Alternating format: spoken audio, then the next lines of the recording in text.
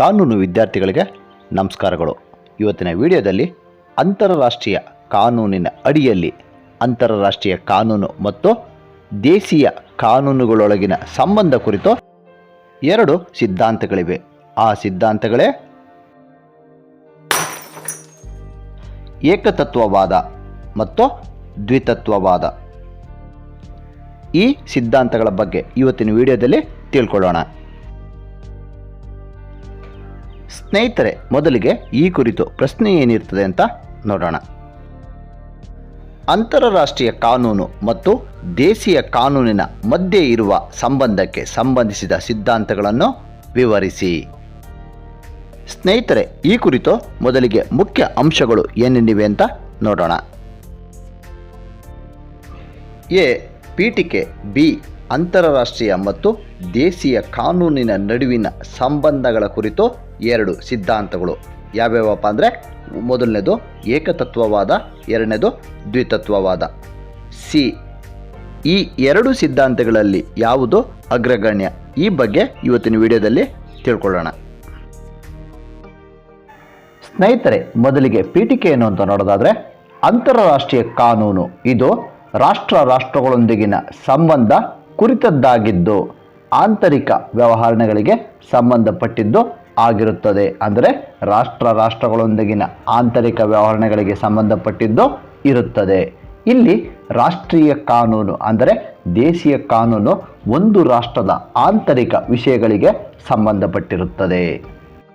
ಸ್ನೇಹಿತರೆ, ಈ 2 ಕಾನೂನುಗಳ ಉಪದೇಶವು ಒಂದೇ ಇದ್ದರೂ ಕೆಲವೊಮ್ಮೆ ರಾಷ್ಟ್ರೀಯ ಕಾನೂನುಗಳು ಅಂತಾರಾಷ್ಟ್ರೀಯ ಕಾನೂನುಗಳಿಗೆ ವ್ಯತಿರಿಕ್ತವಾಗಿ ಇರಬಹುದು. ಈ ನಿಟ್ಟಿನಲ್ಲಿ ಇವುಗಳ ನಡುವಿನ ಸಂಬಂಧ ಕುರಿತು ಈ 2 ಸಿದ್ಧಾಂತಗಳ ಮೂಲಕ ತಿಳಿದುಕೊಳ್ಳೋಣ. ಅಂತಾರಾಷ್ಟ್ರೀಯ ಮತ್ತು ದೇಶೀಯ ಕಾನೂನಿನ ನಡುವಿನ ಸಂಬಂಧಗಳ ಕುರಿತು 2 ಸಿದ್ಧಾಂತಗಳು.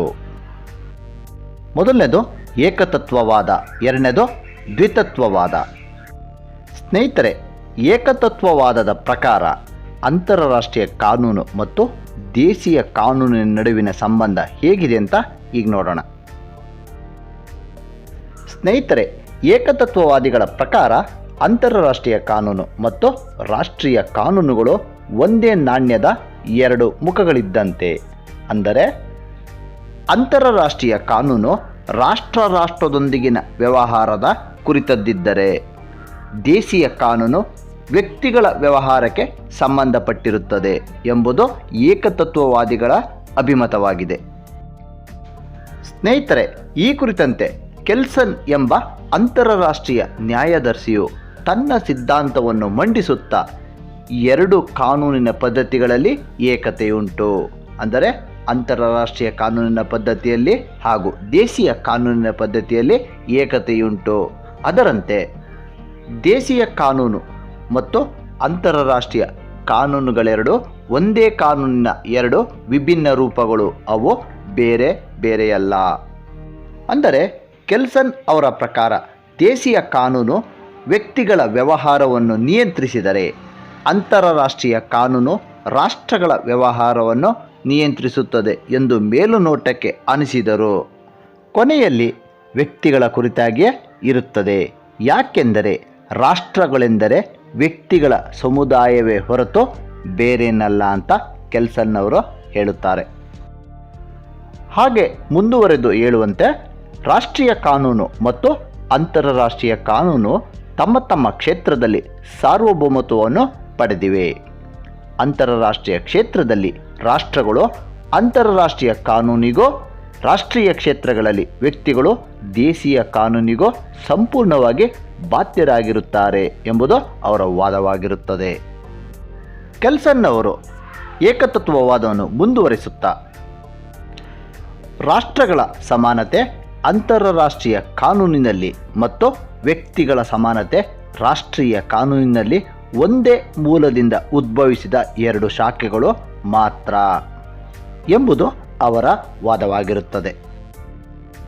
ಸ್ನೇಹಿತರೆ, ಒಟ್ಟಾರೆಯಾಗಿ ಈ 4 ಅಂಶಗಳನ್ನು ಗಮನಿಸಿದಾಗ ಏಕತತ್ವವಾದಿಗಳ ಪ್ರಕಾರ ಅಂತಾರಾಷ್ಟ್ರೀಯ ಕಾನೂನು ಮತ್ತು ದೇಶೀಯ ಕಾನೂನಿನ ನಡುವಿನ ಸಂಬಂಧ ಹೇಗಿದೆ ಎನ್ನುವುದಾದರೆ, ಅವುಗಳು ಒಂದೇ ನಾಣ್ಯದ ಎರಡು ಮುಖಗಳಿದ್ದಂತೆ.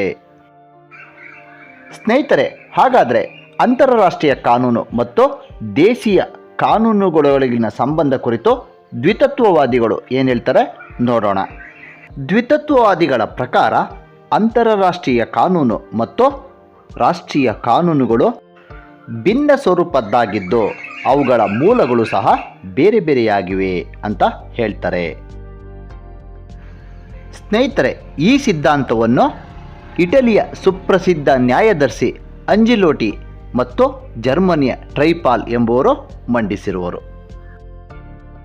ಸ್ನೇಹಿತರೆ, ಅಂಜಿಲೋಟಿಯವರ ಪ್ರಕಾರ ರಾಷ್ಟ್ರೀಯ ಕಾನೂನಿನ ಆಧಾರ ಮತ್ತು ಅಂತಾರಾಷ್ಟ್ರೀಯ ಕಾನೂನಿನ ಆಧಾರ ಏನೆಂದರೆ ಬೇರೆ ಬೇರೆ ವ್ಯಕ್ತಿಗಳು ರಾಷ್ಟ್ರೀಯ ಕಾನೂನಿಗೆ ವಿಧೇಯಕರಾಗಿರಬೇಕು. ಆದರೆ ರಾಷ್ಟ್ರಗಳು ಅಂತಾರಾಷ್ಟ್ರೀಯ ಕಾನೂನನ್ನು ಗೌರವಿಸಬೇಕು. ಆದ್ದರಿಂದ ಈ ಎರಡು ಕಾನೂನಿನ ಪದ್ಧತಿಗಳಲ್ಲಿ ತತ್ವ ಸಹ ಭಿನ್ನತೆ ಇದೆ ಎಂಬುದು ಅಂಜಿಲೋಟಿ ಅವರ ವಾದವಾಗಿರುತ್ತದೆ. ಸ್ನೇಹಿತರೆ, ದ್ವಿತತ್ವವಾದದ ಮತ್ತೊಬ್ಬ ಪ್ರತಿಪಾದಕರಾದ ಟ್ರೈಪಾಲ್ ಈ ಕುರಿತು ಏನು ಹೇಳ್ತಾರೆ ನೋಡೋಣ. ಟ್ರೈಪಾಲ್ ಇವರ ಪ್ರಕಾರ ಅಂತಾರಾಷ್ಟ್ರೀಯ ಕಾನೂನು ಮತ್ತು ರಾಷ್ಟ್ರೀಯ ಕಾನೂನು ಈ ಎರಡು ವಿಷಯಗಳಲ್ಲಿ ಭಿನ್ನತೆ ಹೊಂದಿದೆ ಅಂತ ಹೇಳ್ತಾರೆ. ಹಾಗಾದರೆ ಆ ಎರಡು ವಿಷಯಗಳು ಯಾವ್ಯಾವು ಅಂತ ಈಗ ನೋಡೋಣ. ಟ್ರೈಪಾಲ್ ಅವರ ಪ್ರಕಾರ ರಾಷ್ಟ್ರೀಯ ಕಾನೂನು ವ್ಯಕ್ತಿಗಳನ್ನು ಬಾಧ್ಯಗೊಳಿಸುತ್ತದೆ, ಆದರೆ ಅಂತಾರಾಷ್ಟ್ರೀಯ ಕಾನೂನು ರಾಷ್ಟ್ರಗಳನ್ನು ಬಾಧ್ಯಗೊಳಿಸುತ್ತದೆ.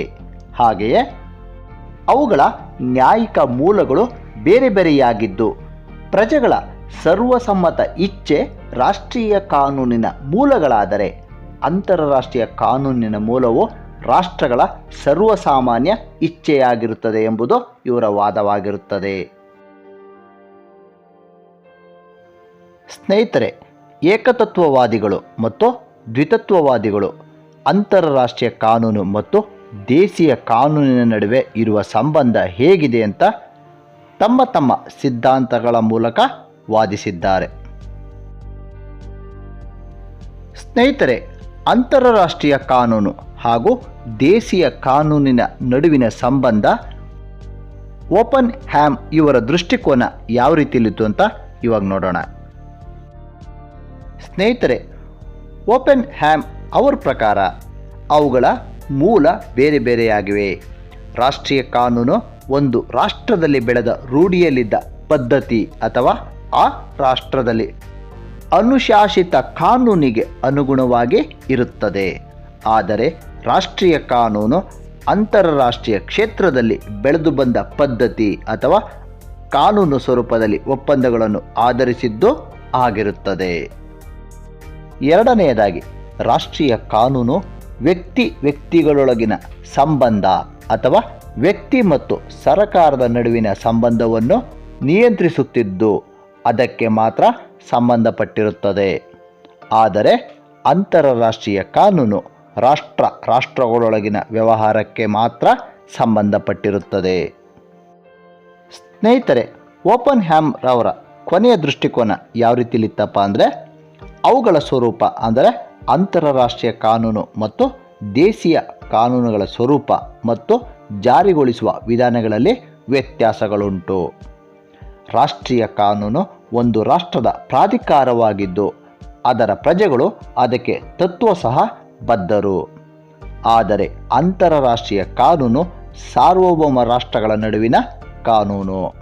ಅಂತೆಯೇ ಅದಕ್ಕೆ ಯಾವುದೇ ಪ್ರಾಧಿಕಾರ ಸಮಾವೇಶಗಳಿಲ್ಲ. ರಾಷ್ಟ್ರಗಳ ಐಚ್ಛಿಕ ಒಮ್ಮತವನ್ನು ಆಧರಿಸಿದ್ದು ಅದನ್ನು ಸ್ವತಂತ್ರವಾಗಿ ಜಾರಿಗೊಳಿಸಬಹುದಾದ ಪ್ರಾಧಿಕಾರದ ಕೊರತೆ ಇದ್ದು ಇದೊಂದು ಅಸಕ್ತ ಮತ್ತು ನಿರ್ವಿವಾದ ಕಾನೂನು ಎಂದು ಕರೆಸಿಕೊಳ್ಳುತ್ತದೆ. ಸ್ನೇಹಿತರೆ, ಅಂತಾರಾಷ್ಟ್ರೀಯ ಕಾನೂನು ಹಾಗೂ ದೇಶೀಯ ಕಾನೂನು ಇವೆರಡರಲ್ಲಿ ಯಾವುದು ಅಗ್ರಗಣ್ಯ ಈ ಕುರಿತು ತಿಳ್ಕೊಳ್ಳೋಣ. ಸ್ನೇಹಿತರೆ, ಏಕತತ್ವವಾದದ ಸಿದ್ಧಾಂತದ ಪ್ರಕಾರ ಕೆಲ್ಸನ್ ಎಂಬ ಅಂತಾರಾಷ್ಟ್ರೀಯ ನ್ಯಾಯದರ್ಶಿಯು ವ್ಯಕ್ತಪಡಿಸಿರುವಂತೆ ರಾಷ್ಟ್ರೀಯ ಕಾನೂನು ಸರ್ವಶ್ರೇಷ್ಠ ಎಂದಿದ್ದಾರೆ. ಹಾಗಾದರೆ ದ್ವಿತತ್ವವಾದದ ಪ್ರಕಾರ ಅಂತಾರಾಷ್ಟ್ರೀಯ ಕಾನೂನು ಸರ್ವಶ್ರೇಷ್ಠ ಎಂದಿರುವರು. ಯಾಕೆಂದರೆ ಈ ಕಾನೂನುಗಳು ಸರ್ವಸಾಮಾನ್ಯವಾಗಿ ಎಲ್ಲ ರಾಷ್ಟ್ರಗಳಿಗೆ ಅನ್ವಯಿಸುವಂಥವು ಮತ್ತು ಇನ್ನು ಕೆಲವು ರಾಷ್ಟ್ರೀಯ ಕಾನೂನುಗಳನ್ನು ನಿಯಂತ್ರಿಸುವಂಥವು ಆಗಿರುವುದರಿಂದ ಅಂತಾರಾಷ್ಟ್ರೀಯ ಕಾನೂನು ಸರ್ವಶ್ರೇಷ್ಠವಾಗಿದೆ ಎಂಬುದು ದ್ವಿತತ್ವವಾದಿಗಳ ವಾದವಾಗಿರುತ್ತದೆ. ಸ್ನೇಹಿತರೆ, ಒಟ್ಟಾರೆಯಾಗಿ ಗಮನಿಸಿದಾಗ ಕೆಲವೊಂದು ವಿಷಯಗಳಲ್ಲಿ ರಾಷ್ಟ್ರೀಯ ಕಾನೂನು ಮತ್ತು ಕೆಲವೊಂದು ವಿಷಯಗಳಲ್ಲಿ ಅಂತಾರಾಷ್ಟ್ರೀಯ ಕಾನೂನು ಎರಡು ಸರ್ವಶ್ರೇಷ್ಠವಾಗಿವೆ.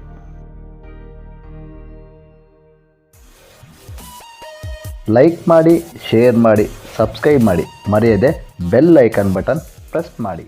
ಸ್ನೇಹಿತರೆ, ಮುಂದಿನ ವಿಡಿಯೋದಲ್ಲಿ ಮತ್ತೊಂದು ಪ್ರಶ್ನೋತ್ತರದೊಂದಿಗೆ ಭೇಟಿಯಾಗೋಣ. ವಂದನೆಗಳು.